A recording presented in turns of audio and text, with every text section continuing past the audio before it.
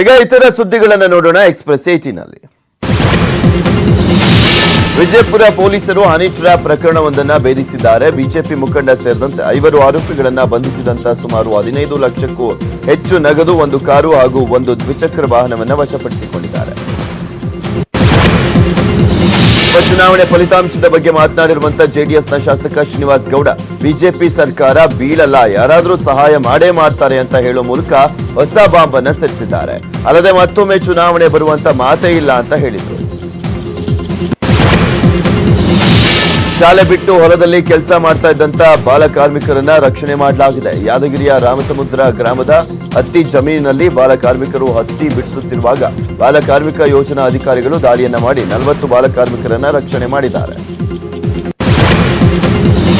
ಶಿವಮೊಗ್ಗದ ಬಿದರೆ ಗ್ರಾಮದಲ್ಲಿರುವಂತಹ ಶಿರಡಿ ಸಾಯಿಬಾಬಾ ಮಂದಿರದಲ್ಲಿ ಕಾವಲುಗಾರನಿಗೆ ಥಳಿಸಿ ದೇವಾಲಯದಲ್ಲಿ ದರೋಡೆಯನ್ನ ಮಾಡಲಾಗಿತ್ತು. ದರೋಡೆ ನಡೆಸಿ ಹಣ ದೋಚಿ ಪರಾರಿಯಾಗಿದ್ದಂತ 5 ಕಳ್ಳರನ್ನ ಪೊಲೀಸರು ಬಂಧಿಸಿದ್ದಾರೆ.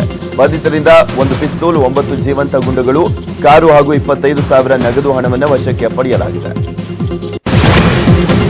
ದಕ್ಷಿಣ ಕನ್ನಡ ಜಿಲ್ಲೆ ಬಂಟ್ವಾಳ ತಾಲೂಕಿನ ವಿಟ್ಲಾದಲ್ಲಿ ಗುಡ್ಡ ಕುಸಿದು 3 ಸ್ಥಳದಲ್ಲೇ ಸಾವನ್ನಪ್ಪಿದ್ದಾರೆ. ಕಟ್ಟಡ ನಿರ್ಮಾಣ ಕಾಮಗಾರಿ ವೇಳೆ ಗುಡ್ಡ ಕುಸಿತ ಸಂಭವಿಸಿದೆ. ಮಣ್ಣಿನಡಿ ಸಿಲುಕಿದಂತ ಓರ್ವ ಕಾರ್ಮಿಕನನ್ನ ರಕ್ಷಿಸಲಾಗಿದೆ. ವಿಟ್ಲ ಪೊಲೀಸ್ ಠಾಣಾ ವ್ಯಾಪ್ತಿಯಲ್ಲಿ ಪ್ರಕರಣ ದಾಖಲಾಗಿದೆ. ಭಾರತ ಮತ್ತು ವೆಸ್ಟ್ ಇಂಡೀಸ್ ತಂಡಗಳ ನಡುವೆ ಇಂದು 2ನೇ ಟಿ20 ಪಂದ್ಯ ನಡೆಯಲಿದೆ. ತಿರುವನಂತಪುರದ ಗ್ರೀನ್ ಫೀಲ್ಡ್ ಕ್ರೀಡಾಂಗಣದಲ್ಲಿ ಟಿ20 ನಡೆಯಲಿದೆ.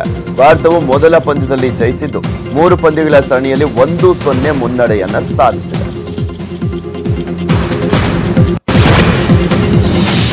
ಇದು ಇವತ್ತಿನ ಬ್ರೇಕ್ಫಾಸ್ಟ್ ನ್ಯೂಸ್. ಈಗ ಸೀಕ್ರೆಟ್ ಆಫ್ ಹುಚ್ಚು ದೊರೆ ಪ್ರಸಾರ ಆಗುತ್ತೆ.